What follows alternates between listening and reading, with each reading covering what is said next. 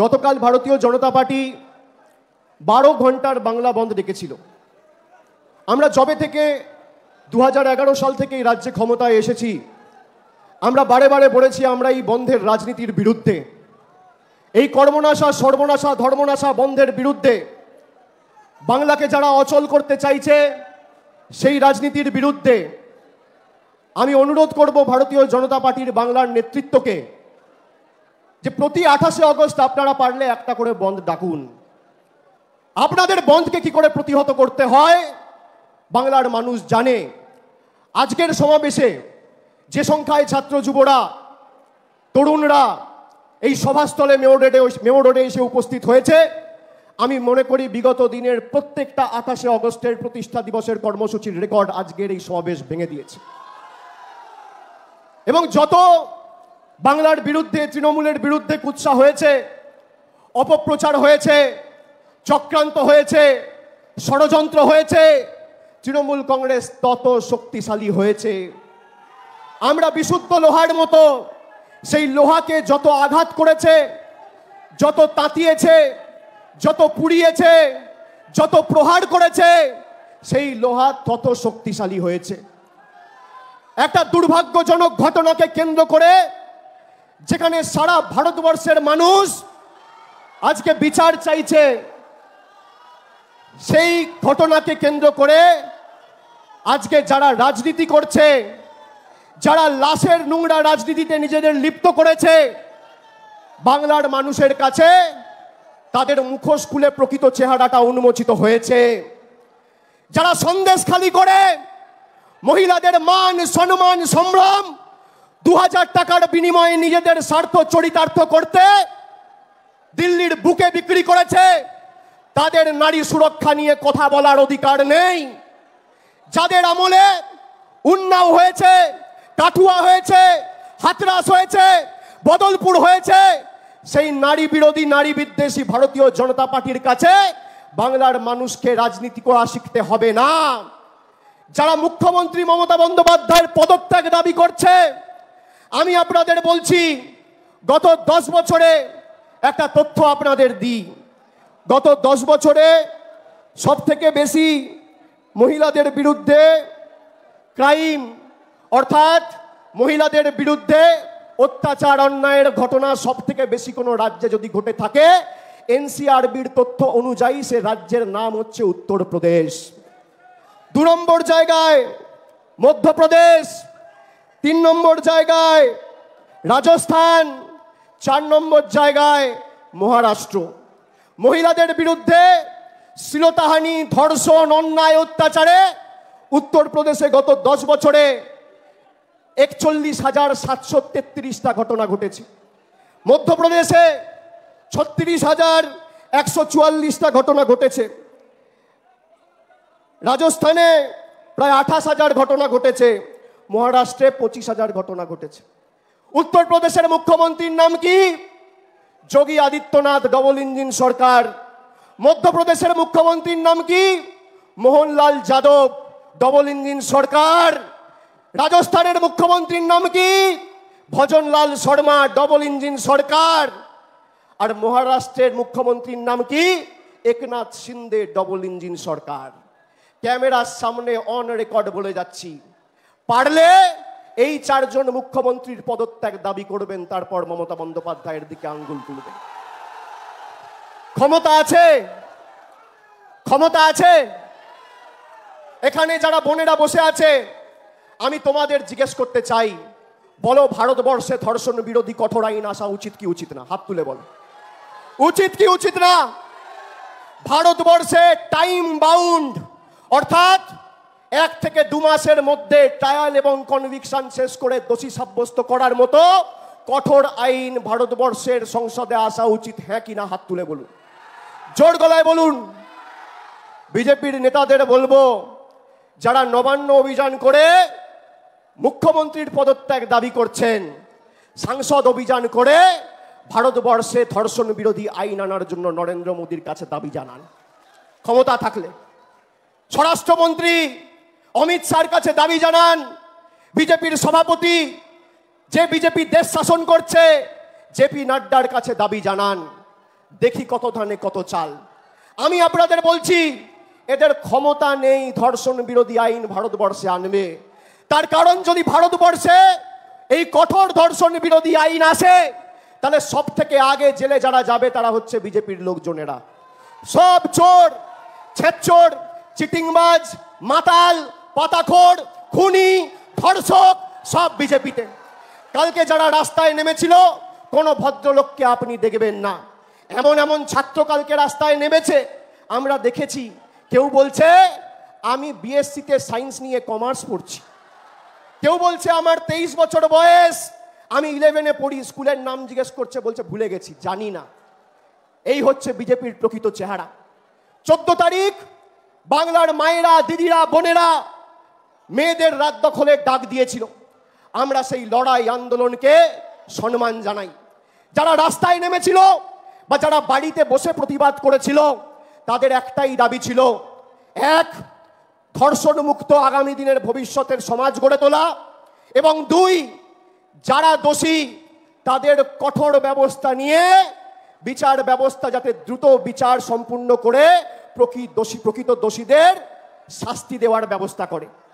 4 দিন কলকাতা পুলিশের হাতে কেস ছিল, 10, 11, 12, 13। 14 তারিখ মহামান্য কলকাতা হাইকোর্ট সিবিআই এর কাছে কেস ট্রান্সফার করে। আজকে নেই করে 14 দিন অতিক্রান্ত। যারা সন্দীপ ঘোষের অ্যারেস্ট নিয়ে দাবি তুলছিল, কেন 14 দিন এই খুন আর ধর্ষণের মামলায় সন্দীপ ঘোষ অ্যারেস্ট হয়নি, সিবিআই কে জবাব দিতে হবে। যারা একটা মৃত্যু নিয়ে রাজনীতি করে, শকুনের মতো সাধারণ মানুষ বলছে বিচার চাই, আমরা সবাই বলছি বিচার চাই, আমরা চাই প্রকৃত দোষীরা শাস্তি পাক, আর বিজেপি বলছে মুখ্যমন্ত্রীর পদত্যাগ চাই। তারা ভাবছে কি, তাদের মনের সুপ্ত বাসনা 2021-এ হেরেছে, 16-এ হেরেছে, 18-এর পঞ্চায়েতে হেরেছে, 19-এর লোকসভায় হেরেছে, 23-এর পঞ্চায়েতে হেরেছে, 22-এর পুরসভায় হেরেছে, 24-এর লোকসভায় গোহারা হেরে লেজে গোবরে করেছে বাংলার মানুষ। ক্ষোভের বহিঃপ্রকাশ করতে আর বাংলাকে অশান্ত করার জন্য ইট পাটকেল ঢিল ছুড়ে কালকে পুলিশকে আক্রমণ করেছে। পুলিশ যে সংযমের পরিচয় দিয়েছে, এটাই প্রমাণ করে যে বাংলা উত্তরপ্রদেশ আর গুজরাট নয়, বাংলা মণিপুর নয়। আজকে বাংলায় যদি কোনো ঘটনা ঘটে, মানুষ মাথা উঁচু করে মুষ্টিবদ্ধ হাত তুলে এক বুক আবেগ, এক বুক আশা, আকাঙ্ক্ষা, প্রতিবাদের অহংকারকে পাথেয় পথ চলার প্রেরণা করে রাজপথে নামতে পারে। মনে আছে সিঙ্গু বর্ডারে কৃষক আন্দোলন যারা করছিল, তারা যাতে দিল্লিতে প্রবেশ না করতে পারে, 2 ফুটের এত বড় বড় পেরেক রাস্তায় পুঁতে রেখেছিল দিল্লি পুলিশ আর সিআইএসএফ। তারা আজকে ভাষণ দিচ্ছে, আজকে বন্ধ ডেকেছে, বিচারের দাবিতে নয়। কালকে বিজেপির কর্মীদের পুলিশের উপর ঢিল পাটকেল ছুড়ে আক্রমণ করে সরকারি সম্পত্তি ভেঙে যারা অ্যারেস্ট হয়েছে, সেই দুর্নীতিগ্রস্ত চিটিংবাজ দুর্বৃত্তদের ছাড়ানোর লক্ষ্যে আজকে তারা বন্ধ ডেকেছে। বাংলার মানুষ দেখুক। আর বন্ধের নমুনা কি? আমি সংবাদ মাধ্যমের বন্ধুরা আছে, আমি সংবাদ মাধ্যমের বন্ধুদের বলবো, আজকে স্টেজের ছবিটা দেখাবেন না। একদিকে কলম করুন বিজেপির ডাকা 12 ঘন্টার বাংলা বন্ধ, আর একদিকে এই ছবিটা দেখান, মানুষ দেখুক কত ধানে কত চাল। কারা আমাদের শেখাবে নারী সুরক্ষার কথা? আমাদের বিজেপির কাছে শিখতে হবে। যে বিজেপির সরকার মণিপুরে 2 জন জনজাতি মূলবাসী মহিলাকে বিভক্ত করে রাস্তায় হাঁটিয়েছিল, সেই মণিপুরের মুখ্যমন্ত্রী এখনো পদত্যাগ করেনি। শুভেন্দু অধিকারী, দিলীপ ঘোষ আর সুকান্ত মজুমদারকে বলবো, যদি বিবেক থাকে আর বুকের পাটা থাকে, বীরেন সিং এর পদত্যাগ দাবি করুন, যোগী আদিত্যনাথের পদত্যাগ দাবি করুন। লজ্জা লাগে না? যাদের আমলে হাতরাস হয়েছে, যাদের আমলে উন্নাও হয়েছে, যাদের আমলে কাটুয়া হয়েছে, বদলপুর হয়েছে, আমি আপনাদের একটা কথা দিয়ে যাচ্ছি, আজকে এই আন্দোলন আমরা দিল্লি অবধি নিয়ে যাব। আমি কথা দিয়ে কথা রাখার ছেলে। শুরু তুমি করেছো, শেষ আমরা করব। 100 দিনের আন্দোলন। আমরা যখন গরিব মানুষের টাকা চাইতে, গরিব মানুষের প্রাপ্য টাকা বাংলায় হেরে গিয়ে জোর জবরদস্তি এই বাংলা বিরোধী বিজেপি আটকে রেখেছিল। আমরা দিল্লিতে আন্দোলনের ডাক দিয়ে এখান থেকে ট্রেনের ব্যবস্থা করে 3টে ট্রেন বুক করেছিলাম। রেল দপ্তর আমাদের থেকে টাকা নিয়েছিল। টাকা নেওয়ার পরেও শেষ মুহূর্তে সেই ট্রেন ক্যান্সেল করে।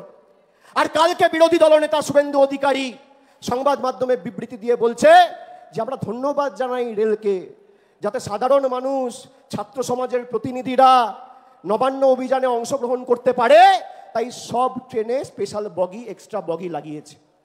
বলুন বিজেপি বাংলা বিরোধী নয়? বলুন বিজেপি জমিদার নয়?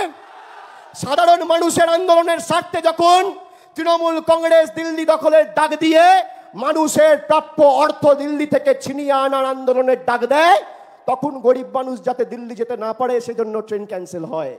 আর বাংলাকে অশান্ত করার জন্য সেই মোদী আর বিজেপি সরকারের নেতৃত্বাধীন ঐশনী বৈষবের রেল মন্ত্রক এক্সট্রা বগি লাগিয়ে সরকারি সম্পত্তি যারা ভাঙচুর করে তার ব্যবস্থা করে। জবাব দেবো কি দেবো না আমরা? আমি আপনাদের বলছি, তারা বলছে দাবি 1 দফা 1 মুখ্যমন্ত্রীর পদত্যাগ। তারা বলছে দাবি 1 দফা 1 মুখ্যমন্ত্রীর পদত্যাগ। আমি বলি দাবি 1 দফা 1 ধর্ষণ বিরোধী আইন। আগামী দিন তৃণমূল কংগ্রেস দিল্লির সরকার এবং কেন্দ্রের সরকারকে আগামী দিন যাতে এই সরকার ধর্ষণ বিরোধী আইন আনে। আপনি বলুন আমাকে, রাতারাতি এই সরকার নোটবন্দি করতে পারে, তাহলে ধর্ষণ বিরোধী আইন আসে না কেন? রাতারাতি এই সরকার লকডাউন করতে পারে, তাহলে ধর্ষণ বিরোধী আইন আসে না কেন?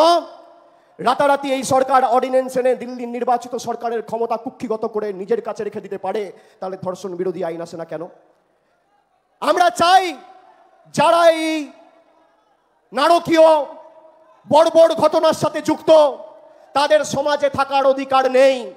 9 তারিখ ঘটনা ঘটেছে, 10 তারিখ রাজ্যের মুখ্যমন্ত্রী বিবৃতি দিয়ে বলেছে যে এই কেস যদি চায় সিবিআই নিতে পারে। আমরা চাই বিচার হোক, সুবিচার হোক। আজকে 14 দিন সিবিআই তদন্ত করছে। সারদার তদন্তে 10 বছর হয়েছে, এখনো ফাইনাল চার্জশিট জমা পড়েনি। ট্রায়াল তো ভুলে যান। যত তদন্ত হচ্ছে, রবীন্দ্রনাথ ঠাকুরের নোবেল পুরস্কার থেকে শুরু করে জ্ঞানেশ্বরী এক্সপ্রেস থেকে শুরু করে যত তদন্ত, একটারও কোনো সুরাহা হয়নি। 2 বছর ধরে আজকে শিক্ষামন্ত্রী জেলে, তথাকথিত আগের যে শিক্ষামন্ত্রী ছিল আমাদের দলের প্রাক্তন মহাসচিব পার্থ চ্যাটার্জি জেলে। কি বিচার হয়েছে? যারা রাস্তায় বসে মেধাযুক্তরা আন্দোলন করেছে, লড়াই করেছে, বিচার ব্যবস্থার একাংশকে কাজে লাগিয়ে বিজেপি খালি তৃণমূল কংগ্রেসকে দুর্বল এবং ভারতবর্ষের বুকে বাংলাকে কলুষিত এবং কালিমালিপ্ত করার জন্য ইডি সিবিআইকে ব্যবহার করেছে। আজকে বিচার হয়নি। আমি আপনাদের বলছি বিচার তবেই হবে যদি আইন আসে। আরেকবার আপনারা জোর গলায় বলুন, পিছনে যারা আছে মাইকের আওয়াজ যত দূর যাচ্ছে, আমরা চাই যারা এই ঘটনার সাথে যুক্ত সে যে কোনো রাজনৈতিক দল হোক, কঠোর থেকে কঠোরতম শাস্তি হোক। কিন্তু তার সাথে এই ঘটনার যাতে ভূভারতে কোনোদিন পুনরাবৃত্তি না হয়, আজকে আমাদের যেটা দরকার সেটা হচ্ছে ধর্ষণ বিরোধী টাইম বাউন্ড আইন। এই আইন যদি আগামী 3-4 মাসের মধ্যে ভারতবর্ষের কেন্দ্রের সরকার প্রণয়ন না করে, তাহলে দিল্লিতে বৃহত্তর আন্দোলন তৃণমূল কংগ্রেস গড়বে, বৃহত্তর আন্দোলন গড়বে। আর মানুষ যদি রাস্তায় নামে, কেউ আটকাতে পারবে না। মানুষ রাস্তায় নেমেছিল, 100 দিনের টাকা আপনারা পেয়েছেন, কেন্দ্রের সরকার দেয়নি, আমাদের মামাটি মানুষের সরকার, আমাদের জনদরদি মুখ্যমন্ত্রী দিয়েছে। মানুষ রাস্তায় নেমেছিল, নবজোয়ারের মাধ্যমে আমরা পঞ্চায়েতগুলো নতুন করে গঠন করে যোগ্যদের সুযোগ দিয়েছি কাজ করার।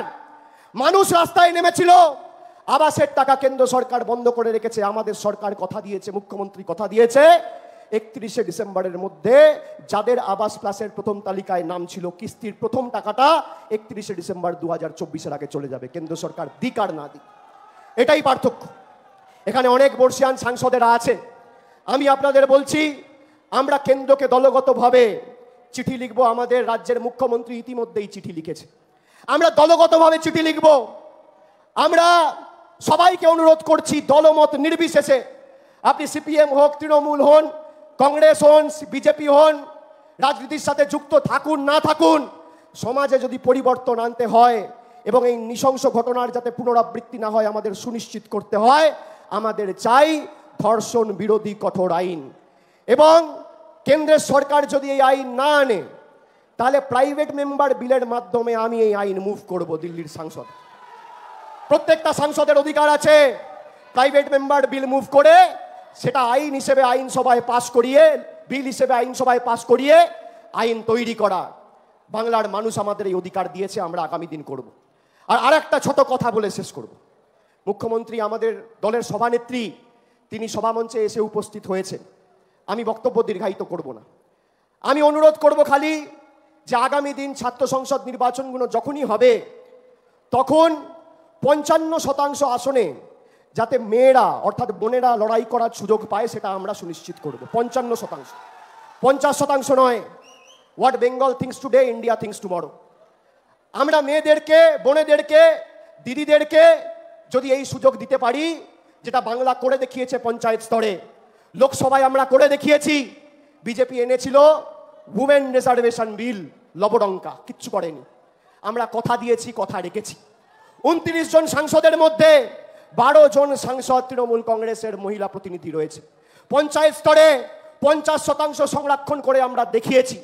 আর ছাত্র সংসদ নির্বাচনে 45-50 নয়, 55% করার জন্য আমি অনুরোধ জানাচ্ছি এবং ভাই তৃণাঙ্কুরকেও বলবো যাতে আগামী দিন 55% কলেজ নির্বাচনগুলোতে মেয়েরা, বোনেরা প্রতিনিধিত্ব করতে পারে, তার সুযোগ তৃণমূল ছাত্র পরিষদকে করে দিতে হবে।